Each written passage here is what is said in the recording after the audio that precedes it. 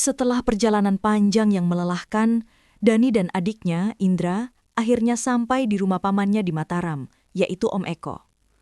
Mereka disambut dengan ramah, makan bersama, dan bercengkrama.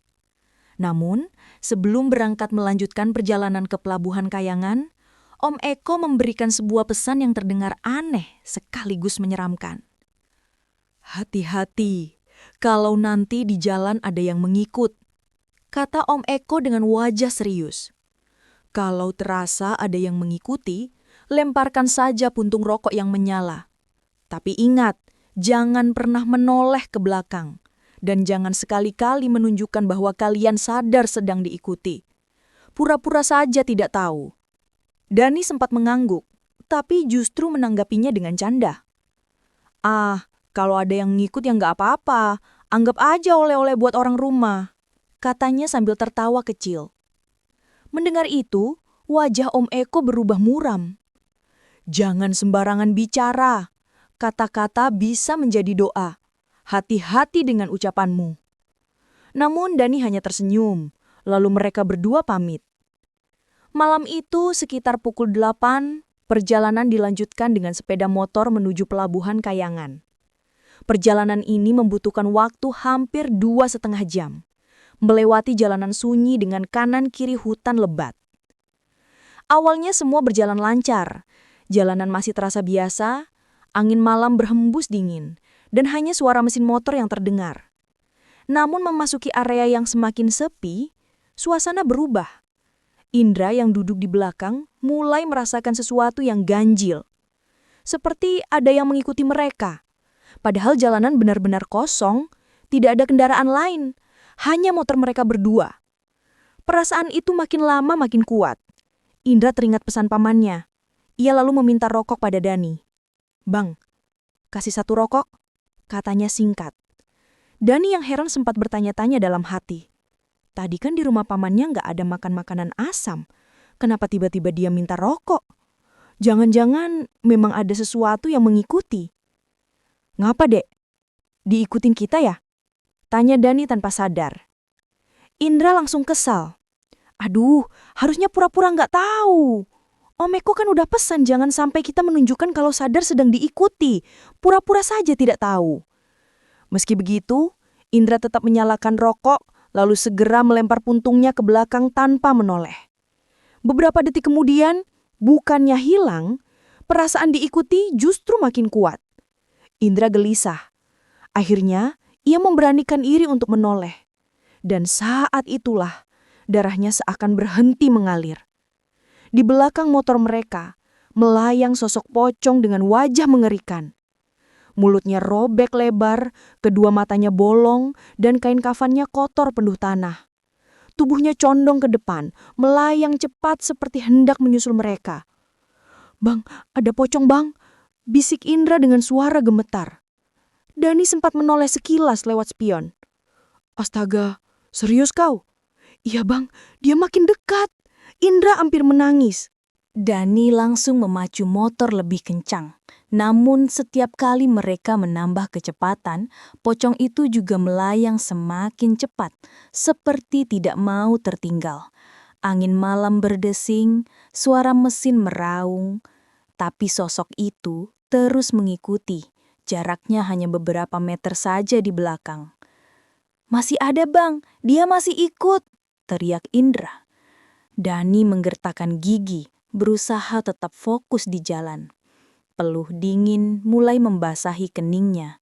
Ia tahu ini semua terjadi karena ucapannya sendiri yang sembrono. Untungnya, saat mereka mulai memasuki area pelabuhan yang mulai ramai dengan lampu dan suara orang, sosok itu tiba-tiba menghilang. "Alhamdulillah bang, dia hilang." Indra menghembuskan napas lega, meski tubuhnya masih gemetar. Namun, Dani hanya diam beberapa saat, lalu berkata dengan nada berat. "Dek, tadi kau hanya melihat pocong saja." "Iya bang, memang cuma pocong itu." Dani menarik napas panjang. "Aku lihat ada yang lain. Dari kaca spion, aku sempat lihat sosok perempuan. Dia seperti terseret di tanah. Posisinya persis di bawah motor kita.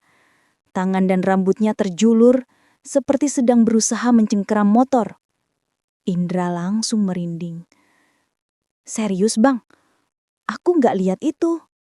Mungkin aku salah lihat, ucap Dani cepat mencoba menenangkan. Yang penting sekarang kita sudah selamat. Ayo masuk ke kapal. Mereka pun akhirnya masuk ke kapal penyeberangan menuju Pototano. Perjalanan laut memakan waktu 2,5 jam. Berangkat pukul 2 pagi dan diperkirakan tiba sekitar jam 5 subuh. Namun meski berada di atas kapal yang ramai, rasa takut masih menyelimuti mereka. Kata-kata Dani terus mengiang di kepala Indra. Bukan hanya pocong, tapi ada sosok lain yang mungkin masih mengikuti mereka. Dan malam itu baru awal dari gangguan yang akan mereka alami sepanjang perjalanan menuju Bima. Kapal perlahan meninggalkan pelabuhan Kayangan, bergoyang ringan di hempas ombak malam. Angin laut berhembus dingin, menambah suasana menyeramkan. Dani dan Indra duduk bersebelahan di sudut geladak, mencoba menenangkan diri. Namun pikiran mereka masih kacau. Bayangan pocong tadi terus mengiang. Sekitar setengah jam perjalanan, Indra mulai merasa tidak enak badan. "Bang, perutku rasanya mual kali," ucapnya pelan. Dani mengira itu karena angin laut, tapi saat ia menoleh, wajah adiknya pucat sekali. Tiba-tiba, Indra menatap ke arah sisi kapal. "Bang, lihat itu!" Suaranya bergetar. Dani mengikuti arah pandang Indra. Dari laut yang gelap, mereka melihat sesuatu yang tak masuk akal. Sosok perempuan dengan rambut panjang basah, wajah pucat pasi, muncul di permukaan air mengikuti laju kapal. Rambutnya terurai menempel di air laut dan kedua matanya kosong menatap ke arah mereka. "Bang, itu perempuan yang kau lihat tadi?" Indra hampir berteriak. Dani menarik tangan adiknya. "Jangan lihat terus, jangan pedulikan."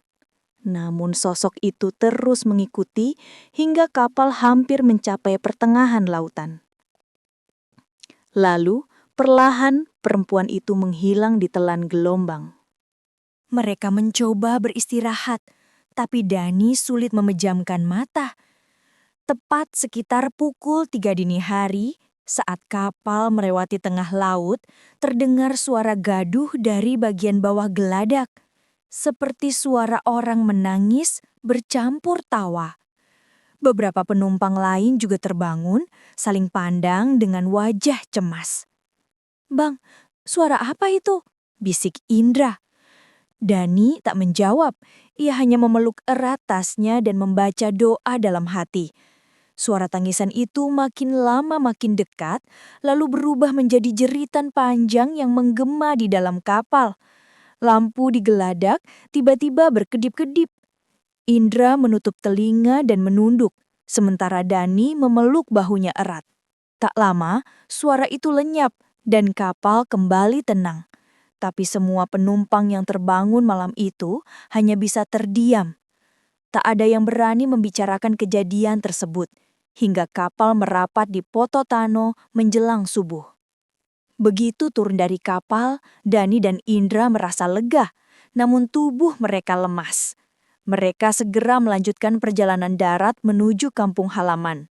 Jalanan masih sepi, hanya suara serangga malam menemani. Sekitar 1 jam perjalanan, mereka melewati sebuah jembatan tua yang sepi. Saat motor berada di tengah jembatan, tiba-tiba mesin mendadak mati. "Bang, kenapa motornya?" Indra panik. Dani mencoba menyalakan berkali-kali, tapi mesin tetap tidak mau hidup. Saat itu, dari ujung jembatan terdengar suara langkah kaki berat. Semakin lama, semakin dekat. Indra gemetar. "Bang, ada yang datang." Dari kegelapan muncul sosok tinggi besar. Tubuhnya hitam, matanya merah menyala. Wujudnya seperti bayangan manusia raksasa. Sosok itu berjalan perlahan ke arah mereka. Dani buru-buru membaca doa, Tangannya gemetar saat kembali mencoba menyalakan motor. Tiba-tiba, suara keras duar terdengar, seperti sesuatu jatuh dari atas jembatan ke air. Sosok itu menghilang begitu saja, dan mesin motor tiba-tiba menyala kembali. Tanpa pikir panjang, mereka langsung tancap gas meninggalkan jembatan itu. Hari mulai menjelang pagi ketika mereka memasuki kawasan hutan di Sumbawa. Jalan berliku, sunyi, dan hanya dikelilingi pepohonan tinggi. Dani yang menyetir merasakan punggungnya berat, seolah ada yang menempel di belakang tubuhnya. Indra yang duduk di belakang tiba-tiba berbisik lirih. "Bang, jangan kaget ya. Aku rasa ada yang duduk di belakangku sekarang." Dani langsung merinding. Ia melirik lewat spion. Dan benar, di belakang Indra terlihat sosok perempuan berambut panjang. Wajahnya pucat penuh darah, menempel di boncengan motor. Rambutnya berkebar-kebar mengikuti angin malam. Indra menutup mata, tak sanggup lagi. "Bang, cepatlah, cepat." Dani memacu motor sekencang mungkin. Namun semakin kencang motor melaju, sosok itu tidak jatuh. Justru makin erat memeluk tubuh Indra. Udara di sekitar mereka semakin dingin hingga terasa menusuk tulang. Dalam kepanikan, Dani teringat pesan Om Eko. Jangan tunjukkan kalau sadar sedang diikuti. Maka ia menggigit bibir, pura-pura tidak tahu. Ia menyalakan rokok lalu menjatuhkan puntungnya ke jalan. Beberapa detik kemudian, tubuh Indra terasa ringan kembali. Saat Dani memberanikan diri menoleh, sosok itu sudah hilang. Setelah kejadian itu, perjalanan mereka menuju kampung halaman masih dipenuhi rasa cemas, tapi tak ada lagi gangguan berarti. Begitu mereka sampai di rumah keluarga di Bima, Dani langsung menceritakan semua yang terjadi kepada orang tua dan sanak saudara. Seorang tetua kampung mendengarkan dengan serius lalu berkata pelan, "Itu semua terjadi karena kata-katamu sendiri. Kau menantang sesuatu yang tidak boleh ditantang. Mulutmu adalah harimaumu. Bersyukurlah kalian masih bisa sampai dengan selamat." Dani hanya terdiam. Sejak hari itu, ia berjanji tidak akan lagi main-main dengan ucapannya. Sementara Indra, sampai bertahun-tahun kemudian, masih enggan bepergian jauh pada malam hari. Perjalanan dari Surabaya ke Bima itu menjadi pengalaman yang tak pernah mereka lupakan. Perjalanan yang bukan hanya melelahkan, tapi juga mengajarkan bahwa setiap ucapan memiliki kekuatan. Dan sejak saat itu, Dani benar-benar percaya bahwa sekali salah bicara, sesuatu dari alam lain bisa menuntut balas.